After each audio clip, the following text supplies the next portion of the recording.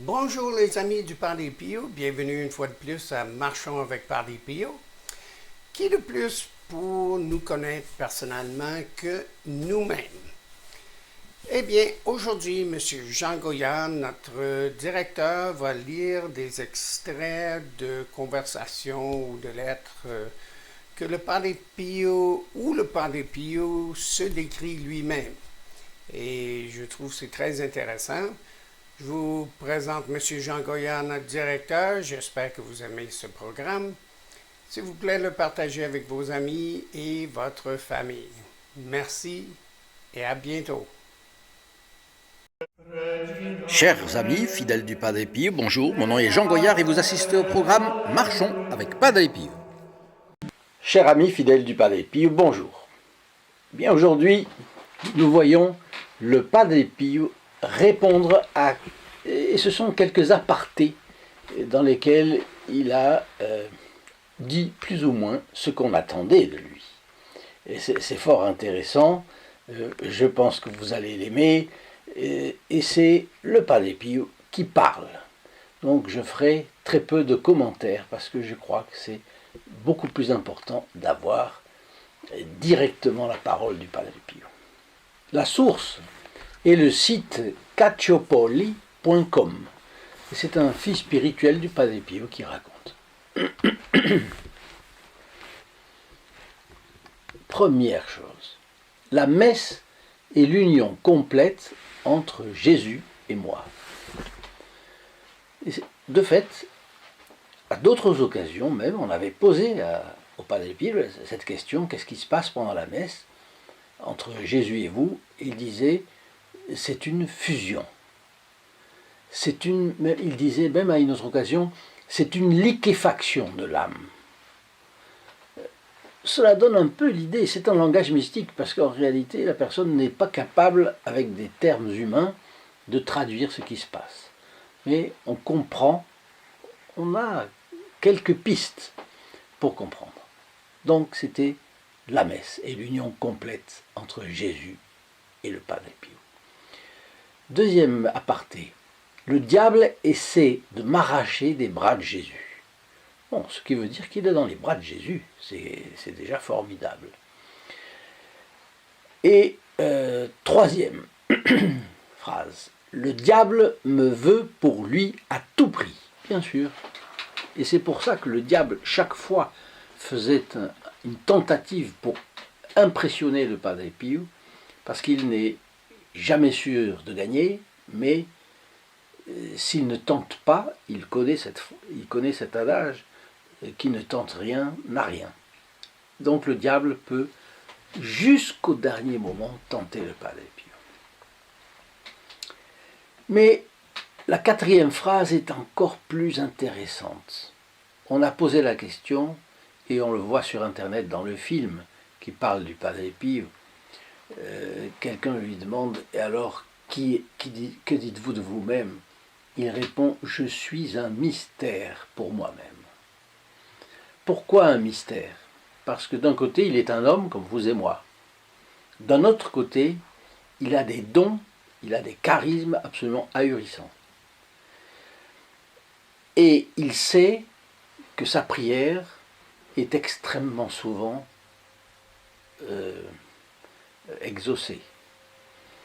Et il disait même à une autre occasion que lorsque notre Seigneur Jésus-Christ lui présentait une âme qui était quelque part, qui avait besoin de lui, il l'obtenait toujours.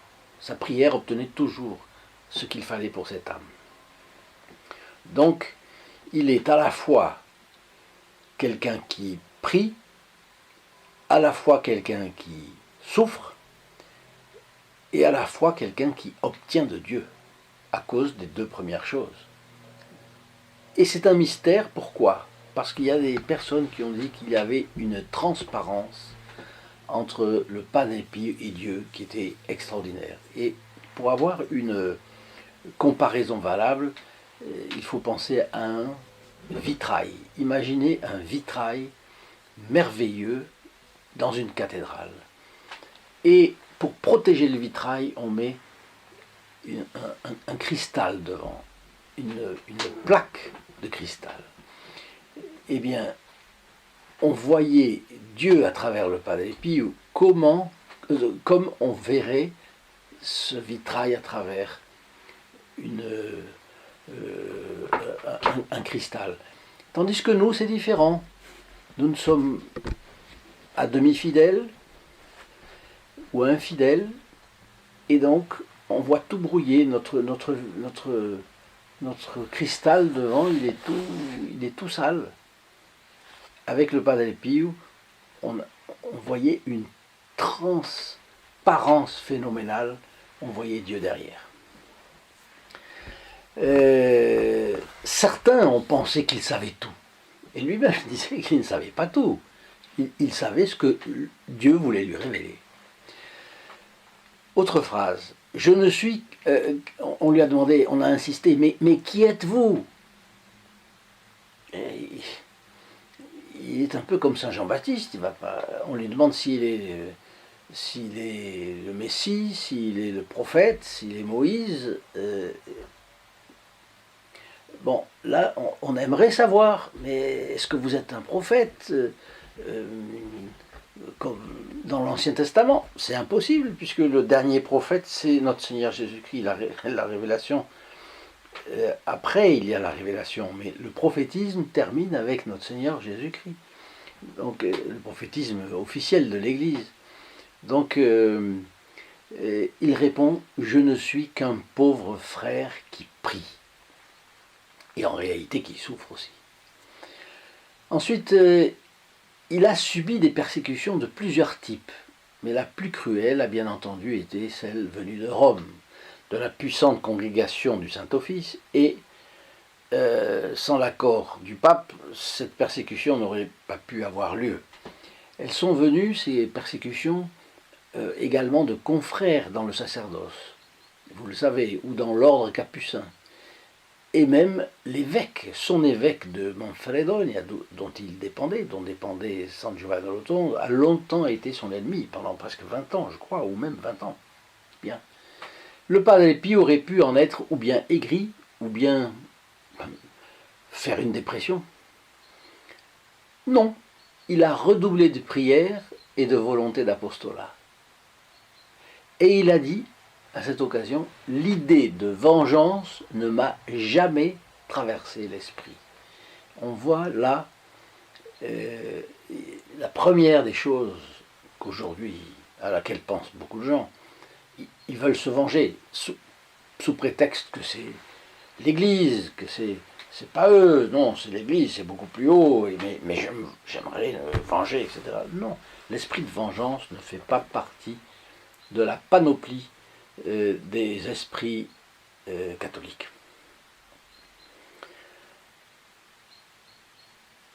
7. Je prie constamment. Autrement dit, il priait avec les prières vocales, il priait aussi, il avait un esprit en état de prière. 8e phrase. Je ne me lasserai jamais de prier Jésus. La 9e. Parce que prier pourquoi?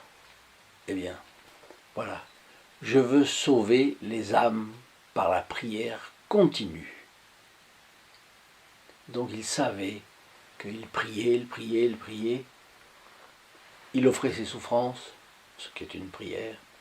Il avait confiance, ce qui est une archi-prière.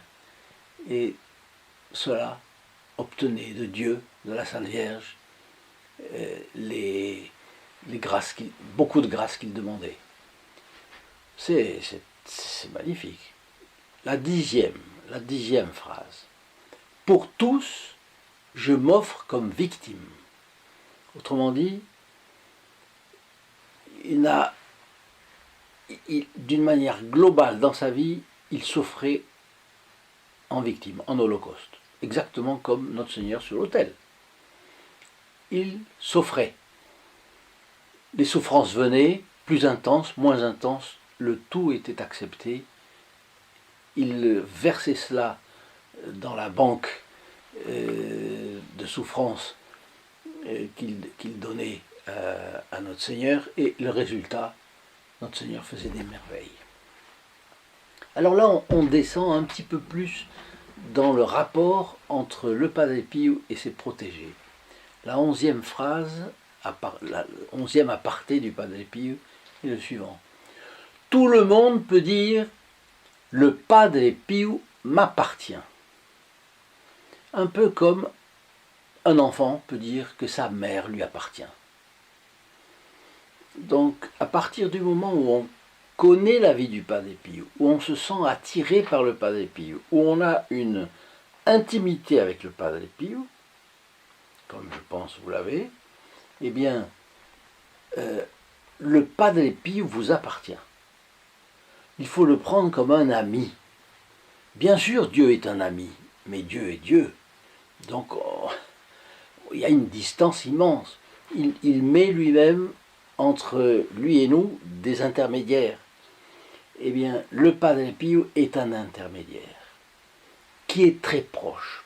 Pourquoi est-il proche? Parce qu'il a voulu souffrir pour sauver le genre humain, pour contribuer à sauver les âmes, pour aider notre Seigneur à en sauver d'autres, si c'était possible.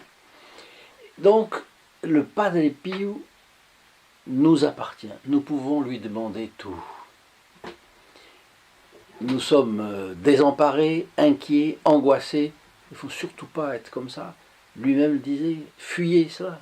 Donc, mettons tout cela dans le Padre Pio et il va acheminer cela à Notre-Dame et Notre-Dame va obtenir. 12e aparté du Padre Pio. Je veux souffrir, mais en secret. Ah, ça fait penser à la Bible, à l'Évangile. Notre Seigneur qui dit dans le carême, ne prends pas un air triste et compassé, mais au contraire, sois joyeux et parfume-toi la tête. Parce que celui qui prend une tête contrite de sa souffrance, et aïe aïe aïe, et aïe aïe aïe, eh bien, en fait, il a déjà eu sa récompense ici-bas. Je veux souffrir, mais en secret. Là aussi, c'est une leçon de sagesse pour nous. 13e phrase. Un millier de flammes me consument. Alors, on savait, le Padre Pio l'avait dit, qu'au fond, il sentait une brûlure, mais une brûlure qui n'était pas la brûlure destructrice, mais c'était son cœur brûlé de soif de conversion des âmes, brûlé de tristesse parce que les péchés étaient immenses, et ainsi de suite. Là, on voit un millier de flammes le consument. 14e phrase. Je ne suis que flamme, bien qu'il n'y ait pas de feu. On comprend qu'il n'y a pas de feu, mais que là, ça se rapproche. La sensation interne, il sent la morsure. Il voit les péchés et cela lui cause un grand dommage. 15e phrase. J'ai l'impression de mourir constamment, bien que je sois toujours en vie. Et vous voyez, c'est lié à la précédente. Il se consume par un feu intérieur. Et il a l'impression de mourir constamment, parce qu'il est toujours à la limite. Vous vous rappelez qu'il ne s'alimente quasiment pas, et qu'il a une santé très faible. Normalement, il devrait mourir. Il a des stigmates qui lui font perdre beaucoup de sang tous les jours. Un médecin pardon, a dit qu'il avait certainement versé un nombre de litres de sang absolument phénoménaux, et qu'il ne savait pas si il y avait beaucoup de saints qui avaient versé plus de sang que le Padre Pio. Ensuite, la 16e, je ne désire rien de plus que d'aimer et de souffrir. Quand quelqu'un qui aime sait ce que c'est parfois que de que d'être consumé. Lui, il était consumé d'aimer et de souffrir.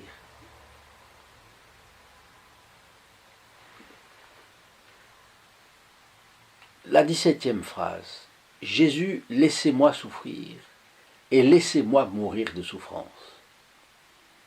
Autrement dit, il souffrait et il demandait à notre Seigneur, il n'était pas du tout attaché à cette vie, il disait à notre Seigneur, laissez-moi souffrir jusqu'au bout, jusqu'à ce que je défaille et que je meure. La 18e, je ne souffre que lorsque je ne souffre pas. Je ne souffre que lorsque je ne souffre pas, ça veut dire je ne souffre vraiment que lorsque je ne souffre pas. Autrement dit, c'est exactement ce que disait saint Louis Grignon de Montfort. Pas de croix, quelle croix? C'est-à-dire, et avoir une croix, je sais que c'est une attention de la Providence. Je sais que la Providence s'intéresse à moi, elle m'envoie des croix, je lui suis utile à quelque chose. Et vous voyez encore une leçon de sagesse. Il y a un cantique de saint Louis Grignon de Montfort disait que l'âme sans la croix devient molle, elle languit. Alors qu'avec la croix, l'âme reprend toute sa vigueur. Donc, on comprend que nous sommes très très loin de la perfection, ça nous le savons, mais nous sommes loin de penser comme les saints. Et il faut savoir que la souffrance, elle a un secret. Quand on dit souffrance, on a tout de suite un rejet. Mais en réalité, nous devons comprendre qu'est-ce qu'il y a derrière la souffrance. Si la souffrance n'existait pas, nous serions des orgueilleux, nous n'aurions pas conscience de notre condition humble dans ce monde. Si nous n'avions pas la souffrance, nous ne saurions pas affronter les difficultés. Si nous n'avions pas la souffrance, nous ne pourrions pas gagner des mérites pour nous. Si nous n'avions pas la souffrance, nous ne pourrions pas gagner des mérites pour d'autres. Donc, pensons bien à ce message de saints comme saint Louis Grignon de Montfort, comme sainte Thérèse de l'Enfant Jésus, comme le Padre Pio. Ils ont tous la même doctrine sur la souffrance. Doctrine qu'on n'entend plus aujourd'hui. Je suis bien d'accord avec vous. Personne n'en parle. On ne veut pas. Il y a le mystère, c'est un mystère, c'est un mystère. Oui, oui. Au-delà du mystère, il y a un message très concret, très précis. 19e phrase du Padre Pio. Je souffre parce que je ne peux pas gagner tous mes frères à Dieu. Autrement dit, il est dévoré par le désir de gagner tous ses frères à Dieu. Alors ce que le bon Dieu lui présente à l'esprit, à tel endroit, à tel endroit, à tel endroit, et il va sur place par bilocation, etc., etc. Bon, là, il est toujours exaucé. Mais ce n'est pas le cas pour les personnes qui viennent à San Giovanni Rotondo. Il y a des personnes pour lesquelles il est exaucé, d'autres personnes pour lesquelles il n'est pas exaucé. Et surtout, il voit les âmes. Parce que la guérison du corps, c'est une chose. Et si les gens partent guéris du corps et pas de l'âme, et qu'après ils tournent le dos à Dieu, ça va être encore pire pour leur salut. Et donc, vous comprenez pourquoi il voit qu'il ne peut pas gagner tous ses frères à Dieu, et cela le fait souffrir. 20e phrase du Padre Pio, sélectionnée là, je souffre tout ce que Jésus a souffert dans la Passion. Une précision. Comment est-il possible que le Padre Pio appartienne à tous? Eh bien, je vous l'ai déjà raconté un jour, comme l'amour d'une mère, tel que l'a décrit Victor Hugo. vous savez, à l'amour d'une mère, chacun en a sa part et tous l'ont tout entier. Une mère peut avoir 1, 3, 12 enfants, chacun a son amour. Et aucun n'en manque. Alors, puisque le Padre Pio se donne à nous, donnons-nous aussi à lui. Un enfant peut refuser l'amour de sa mère. Je sais que cela existe. Nous pouvons aussi refuser l'amour du Padre Pio. Nous serions les grands perdants. Donnons-nous au Padre Pio et nous recevrons de lui le plaisir de l'âme en ordre. La joie devrait à une cause plus grande que nous-mêmes. C'est la cause du bon Dieu qui cherche à nous associer au salut des pécheurs. Vous savez que certains protestants se font une spécialité de dire Dieu est tout, il a tout fait, rien chez les hommes imparfaits ne saurait ajouter quoi que ce soit à sa gloire. S'il y a des âmes qui persévèrent dans le mal, disent-ils, tant pis pour elles. Eh bien, ce n'est pas la doctrine catholique. Dieu jouit de deux différents genres de gloire, la gloire intrinsèque et la gloire extrinsèque. La première, la gloire intrinsèque, lui vient de son essence, de ce qu'il est. Rien ne pourra jamais y être ajouté ni retranché, parce que Dieu est parfait, infini, omnipotent, omniscient. Il se suffit à lui-même et aurait parfaitement pu ne pas créer le genre humain. Mais il crée le genre humain, et là il veut, pour sa gloire extrinsèque, que ces créatures lui rendent hommage. Les anges et les hommes le louent, l'honorent et le servent. Plus il y en aura qui le loueront, l'honoreront et le serviront, plus sa gloire extrinsèque, rendue par les créatures, sera grande. Il a souhaité associer les hommes donc à son plan du salut. Alors, si vous souhaitez, si vous pensez que il y a des âmes qui peuvent être sauvées et que nous pouvons y contribuer, ce que je pense, c'est le b.a.-ba de l'apostolat, c'est aujourd'hui aller aux périphéries. Alors, si vous le souhaitez, vous pouvez entrer dans le groupe des protégés du Padre Pio, que vous trouvez en bas dans la description de cette vidéo, et vous participerez de tous les bénéfices des membres de ce groupe. Le plus important des bénéfices, quel est-il? C'est évidemment que tous reçoivent les avantages spirituels de la messe de chaque vendredi de l'année, célébrée à midi pour leurs intentions. Un autre avantage, qui est très grand aussi, c'est que les uns prient pour les autres dans ce groupe. Les mérites des uns servent aux autres. Les uns sont en difficulté, eh bien ils ont d'autres qui peuvent les soutenir. Vous comprenez? Dans la communion des saints, c'est cela. Ensuite, les photos et les médailles du Padre Pio leur sont envoyées chaque fois qu'elles sortent. Les chapelets et petits livres de prière aussi. La vie du Padre Pio également. Et en plus, ces membres du groupe des protégés du Padre Pio avancent dans les pas du Padre Pio. Ils sont le trait d'union entre le Padre Pio et plein d'âmes. Grâce à eux, de nombreuses âmes vont entendre parler du Capucin. Des âmes en grand nombre vont s'intéresser à ces fioletti. Il va y avoir un nombre que nous ne connaîtrons qu'au jugement dernier, qui auront une conversion, cette conversion qui les attend au détour du chemin. Et Padre Pio était un spécialiste de cette pêche-là. Alors cette œuvre, vous l'avez compris, elle est de nature à susciter l'enthousiasme. Vous avez compris aussi qu'elle a suscité le mien.